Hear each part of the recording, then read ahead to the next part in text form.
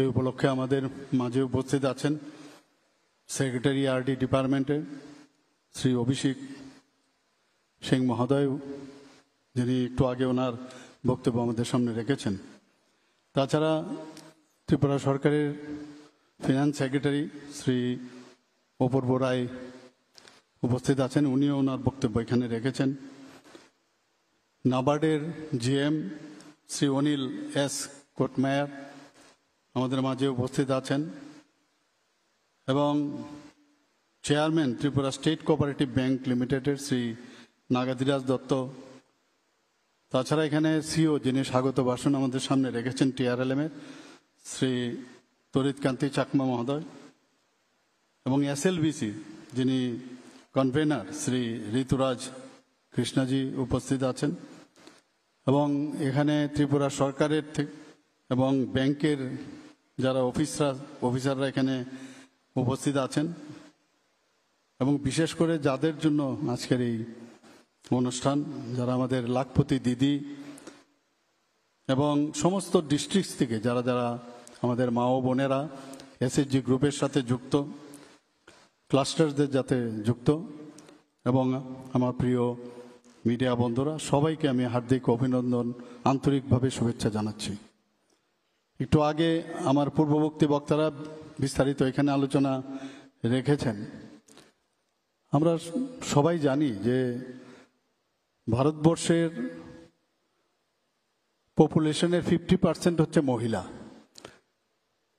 সুতরাং ত্রিপুরাতেও কিন্তু দেখা যায় যে 50% প্রায় মহিলা আছে এবং মাননীয় প্রধানমন্ত্রীজি বারবার বলছেন মহিলাদের আমাদের সশক্তিকরণ করতে হবে। এবং আজকে এখানে আমরা যা দেখলাম, 2-3 জন এখানে যারা লাখপতি দিদি হয়েছেন তাদের ইতি কথা আমরা শুনলাম, আমরা অভিভূত। এটা টিপ অফ দ্য আইসবার্গ। ওনারা যেভাবে বললেন মানে সত্যিই অপূর্ব। যে চিন্তাভাবনা নিয়ে আমাদের দেশের যশস্বী প্রধানমন্ত্রীজি যেভাবে লাখপতি দিদির যে তৈরির ভাবনা উনি করেছেন, আজকে কিন্তু সেটা আমরা এখানে দেখতে পাচ্ছি।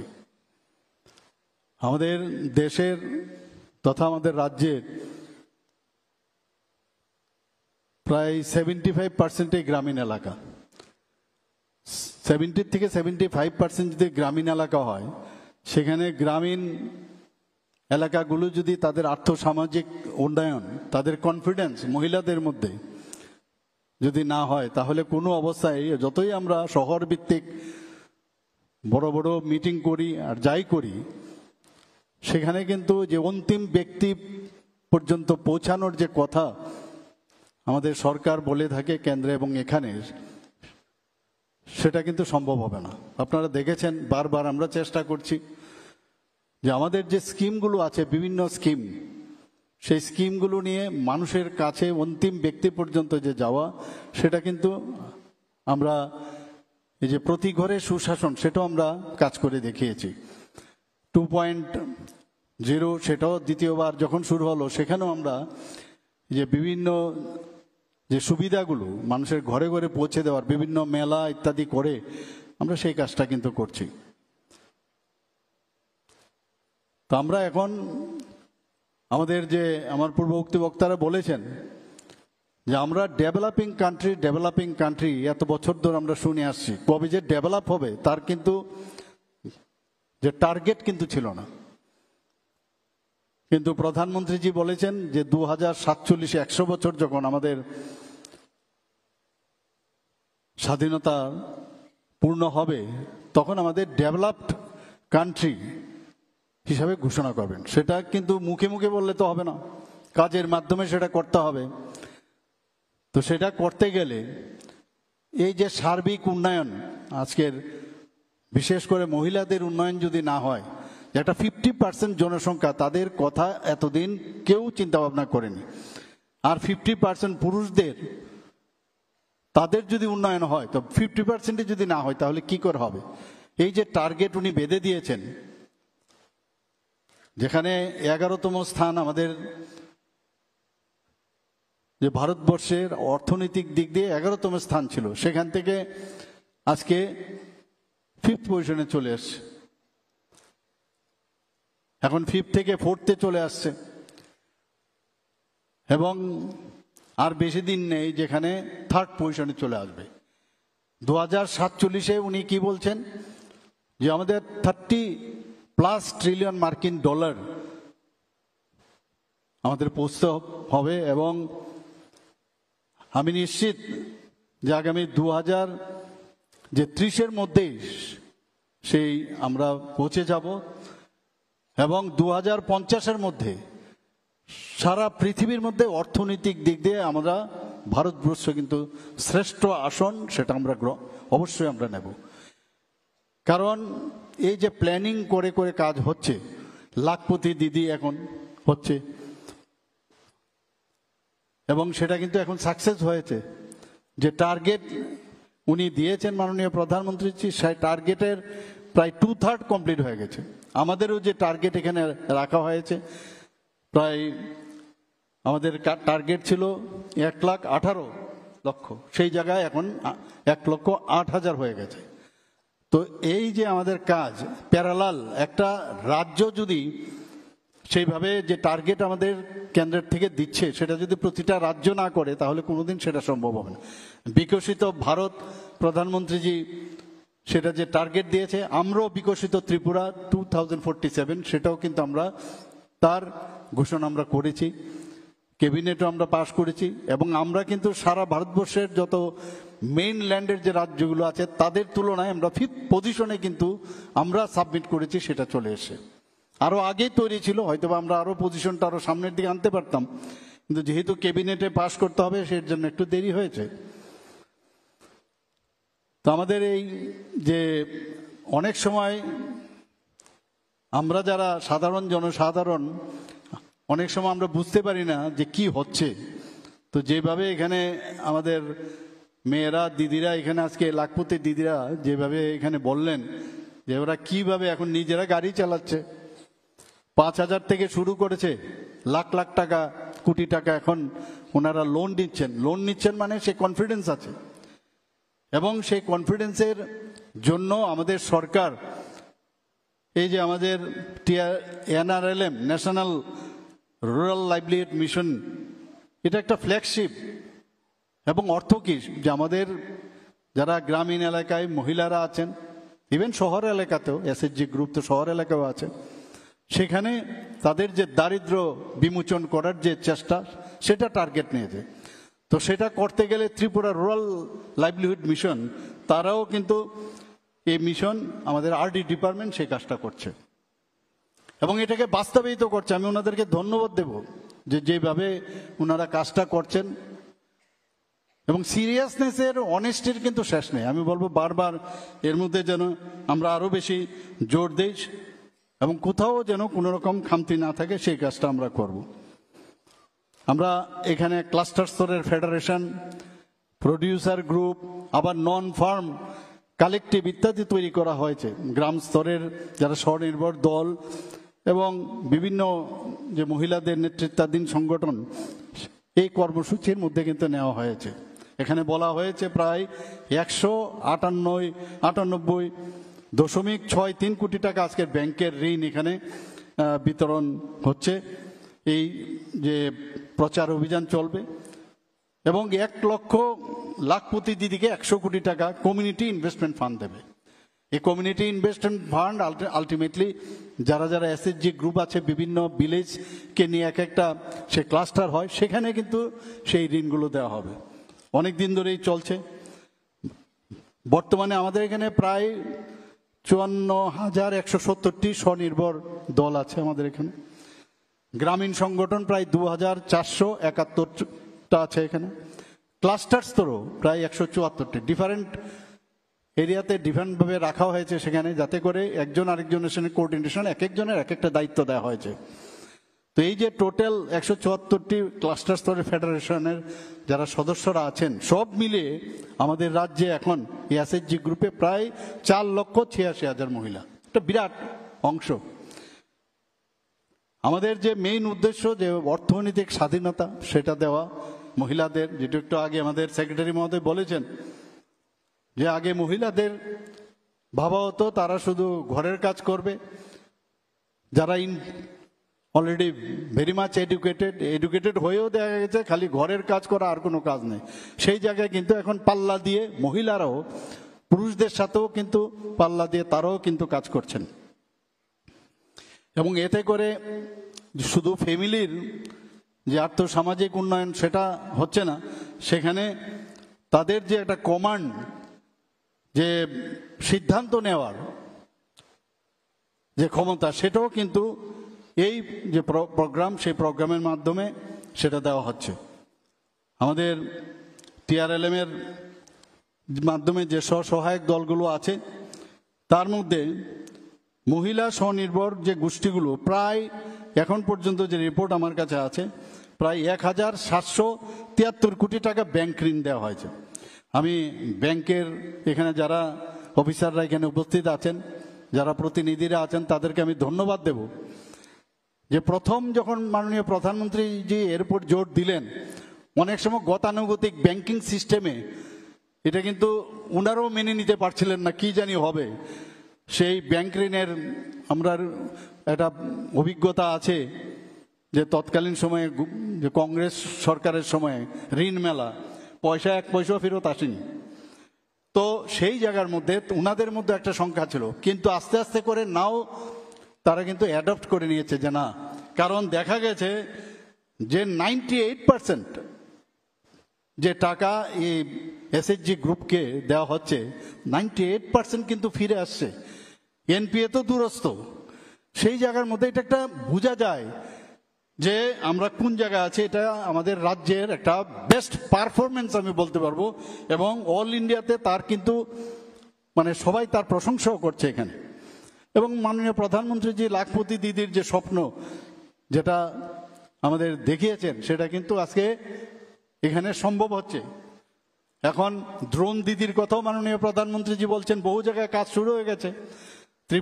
ত্রিপুরাতেও আগামী দিনে এই ড্রোন দিদিদের নিয়ে আপনাদের মধ্যেই যারা কৃষিক্ষেত্রে কাজ করবেন বা অন্যান্য সেক্টরে, বেশিরভাগ কৃষিক্ষেত্রে ড্রোনকে ইউজ করে কিভাবে তাকে সেই মানে কাজগুলো করা যায়, সেই ব্যবস্থা হবে আগামী দিন। আমি অত্যন্ত খুশি যে 1 অগস্ট 2025 থেকে সেক্রেটারি মহোদয় বলছিলেন যে এই যে প্রচার অভিযান সমৃদ্ধি প্রচার অভিযান সেটা শুরু করেছিলেন 1 অগস্ট 2025 থেকে এবং 7ই সেপ্টেম্বর 2025, অর্থাৎ এই যে মাত্র 38 দিনের মধ্যে যা টার্গেট করেছিল তার থেকেও বেশি ওনারা সেই যে ঋণের ব্যাংক থেকে ঋণ নেওয়ার যে লক্ষ্যমাত্রা নিয়েছে তার থেকেও বেশি। এক জায়গায় দেখা গেছে যে স্বনির্ভর দলগুলির জন্য 100 কোটি টাকা চেয়েছিল, সেখানে 188.44 কোটি টাকা পেয়েছে। যেখানে ইন্ডিভিজুয়াল লোন দেওয়ার বিষয়ে কথা হচ্ছিল, সেখানে 10 কোটি টাকা একটা টার্গেট রাখা হয়েছিল, সেখানেও 10 কোটির উপরে, অর্থাৎ 10.19 কোটি টাকা সেখানে পেয়েছে। তো এটা একটা আমার মনে হয় যে একটা বিরাট রেকর্ড।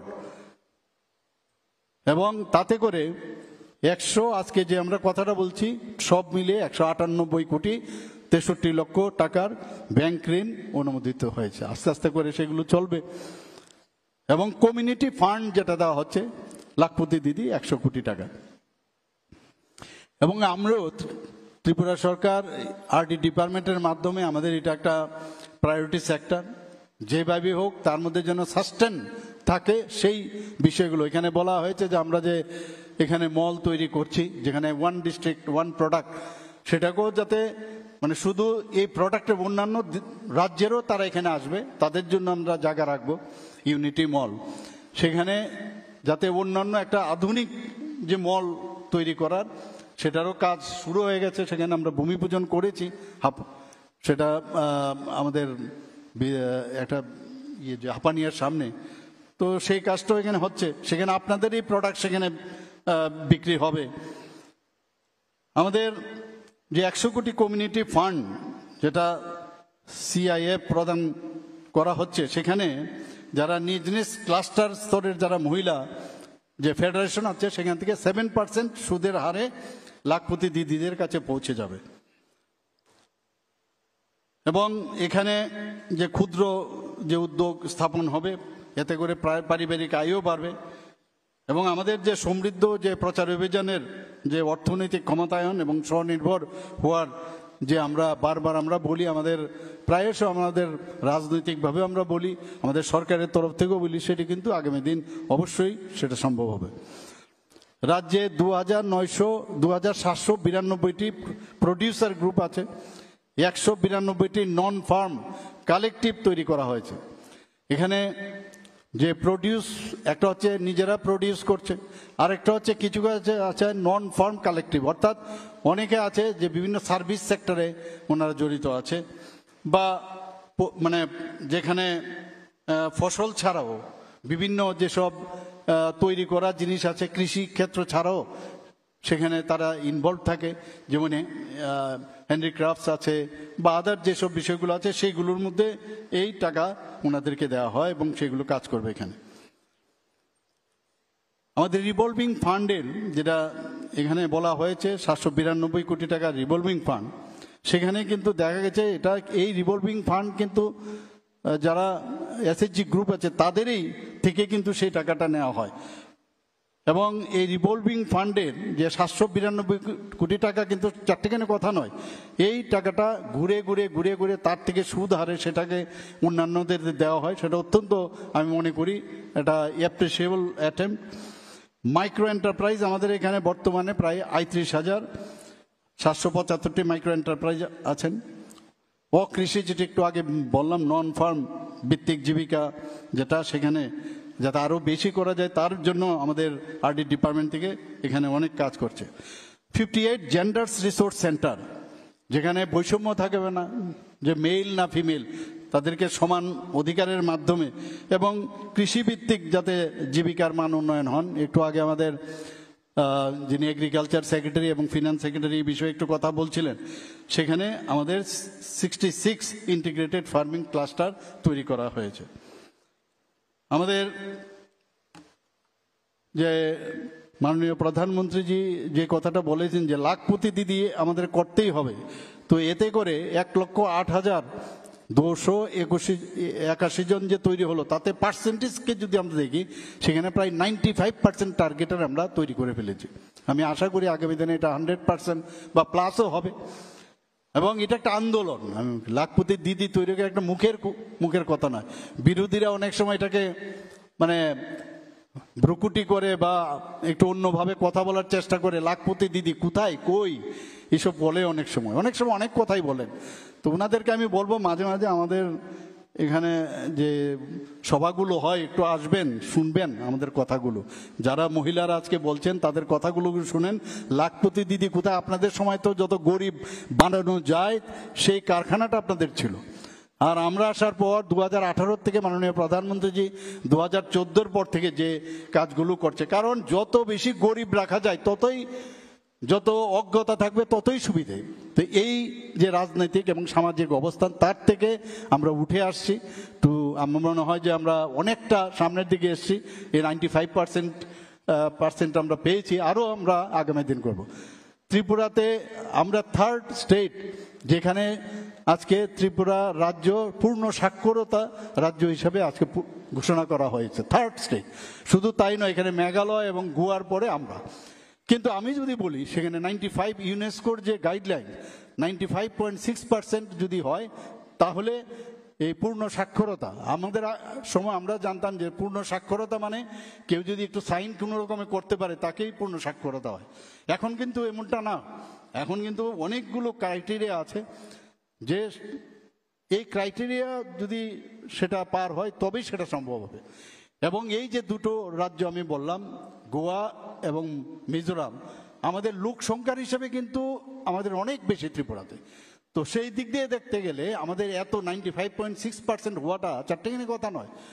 তো শিক্ষার দিক দিয়ে, আর্থসামাজিক উন্নয়নের দিক দিয়ে, সব দিকে প্যারালাল এখানে ত্রিপুরাতে উন্নয়ন হচ্ছে। আমি আশা করব, এখানে আমার পূর্ববর্তী বক্তা বলেছেন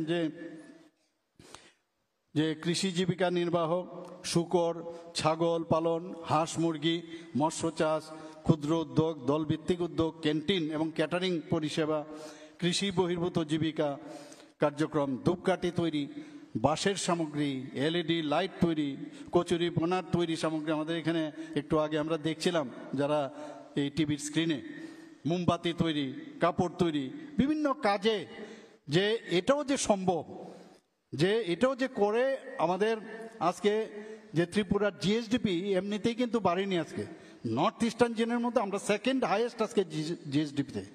শুধু তাই নয়, আজকে পার ক্যাপিটা যদি কথা বলি, Tripura second highest north eastern জোনের মধ্যে। আমাদের নীতি আয়োগ আমাদেরকে ডিক্লেয়ার করেছে যে ফ্রন্ট রানার স্টেট হিসাবে ডিক্লেয়ার করা হয়েছে। আপনারা গত পরশুদিন আমার একটা ভার্চুয়াল কনফারেন্স হয়েছিল, আমাকে কনভেনার এবং চেয়ারম্যান করা হয়েছে। নর্থ ইস্টের যে ইনভেস্টার্স যে হাই লেভেল টাস্কফোর্স, সেখানে আমাকে কনভেনার করেছে। এখানে ইউনিয়ন মিনিস্টার ছিলেন জ্যোতিরাদিত্য সিং। তো উনি যখন আমি প্রেজেন্টেশন করছিলাম, and it was suppose two B the last one, উনি দাঁড়িয়ে হ্যাটস অফ বলছেন যে আপনি এটা কি করে সম্ভব করলেন এত সুন্দরভাবে।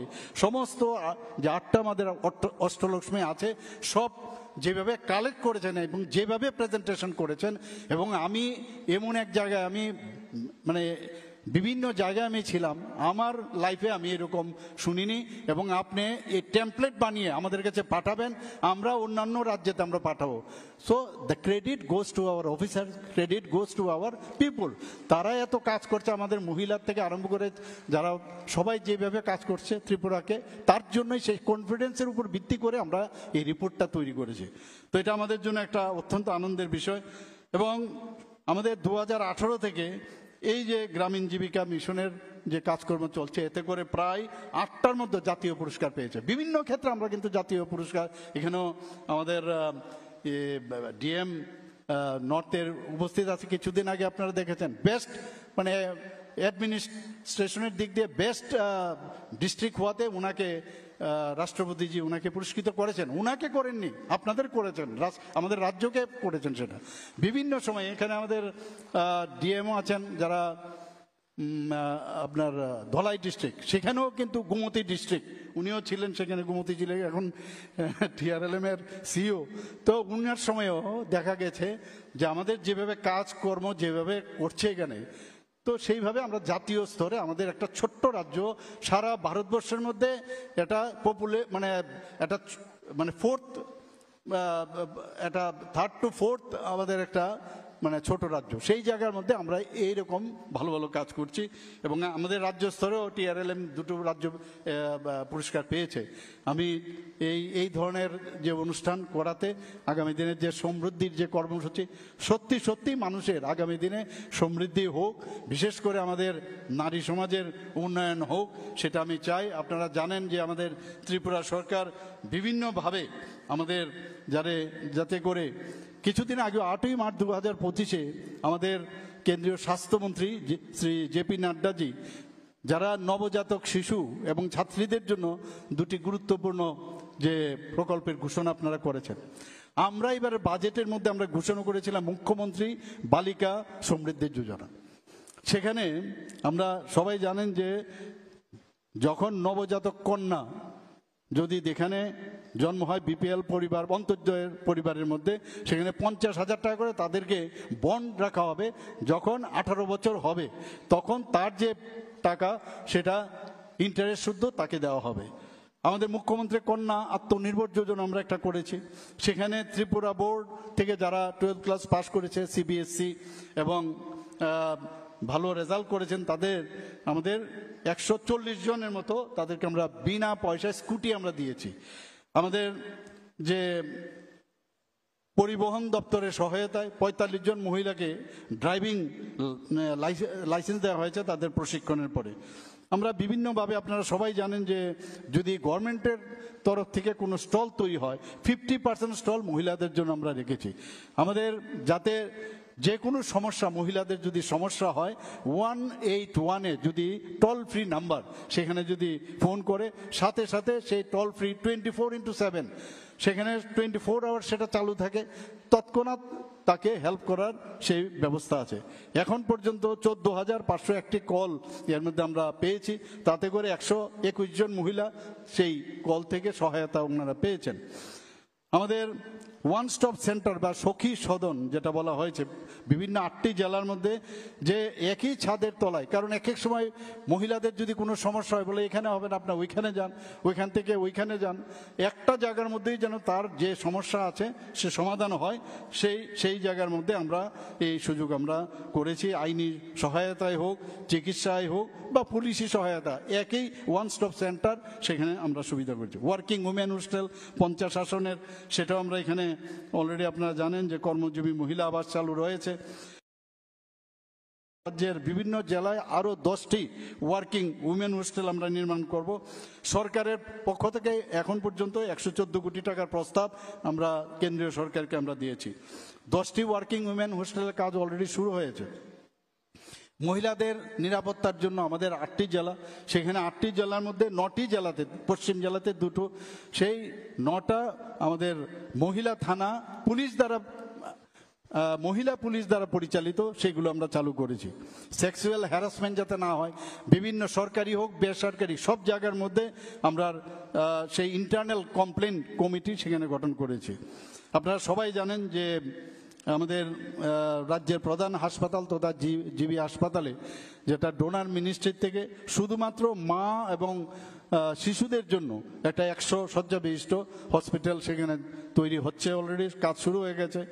যারা দুস্থ মহিলারা আছেন তাদের 3টি বৃদ্ধাশ্রম নির্মাণের প্রস্তাব জমা দেওয়া হয়েছে, এবং সেরকম অনেক কাজ মহিলাদের জন্য আমরা যতটুকু পারি আমরা চেষ্টা করছি। তাদেরকে যদি আমরা সুস্থ রাখতে পারি, তারা যদি ভয় ভীতি না পেয়ে সুস্থভাবে রাত্রে 12টাই হোক 1টা হোক সব জায়গায় তারা নর্মালভাবে চলতে পারে, সেই ব্যবস্থা আমরা করছি। কিন্তু তারপরেও মাঝে মাঝে অনেক সময় খবর আসে, আর বিরোধীদের তো কামই আছে খালি মানে সেখানে তাদের সোশ্যাল মিডিয়াতে কিছু বলা বা প্রেস কনফারেন্স ডেকে তারা প্রেস করবে যে মুখ জায়গায় নারী নির্যাতন হচ্ছে সেই হচ্ছে।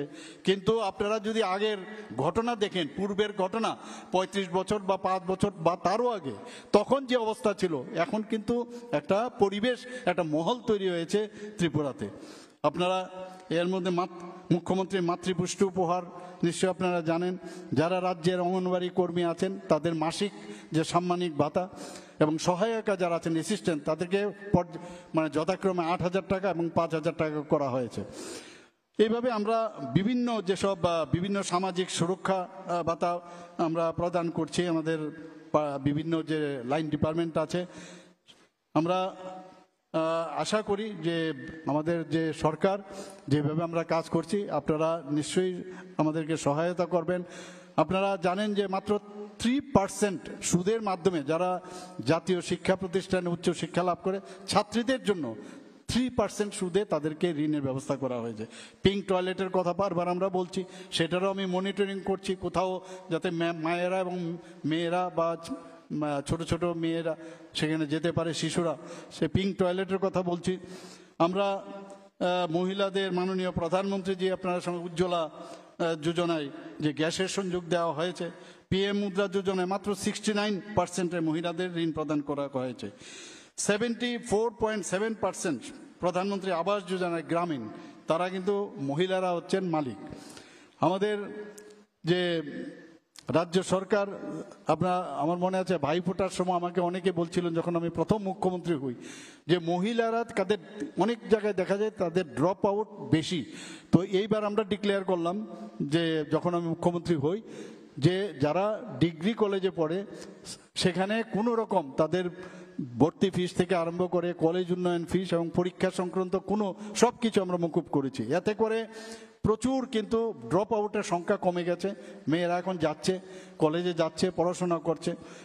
মেয়েদের যারা নবম শ্রেণীর পাঠরত যারা আছেন তাদেরকে বিনামূল্যে আমরা সাইকেল বিতরণ করেছি প্রায় 1,22,000-এর উপরে।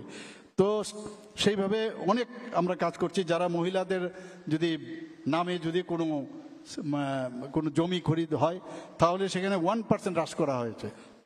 তো আজকের এই সমৃদ্ধি কর্মসূচিতে আবার সবাইকে এখানে উপস্থিত থাকার জন্য হার্দিক অভিনন্দন, শুভেচ্ছা জানিয়ে এবং তার আগামী দিন তার আরও সমৃদ্ধি হোক সে বক্তব্য রেখে আমার কথা বলা শেষ করছি। নমস্কার, জয় হিন্দ।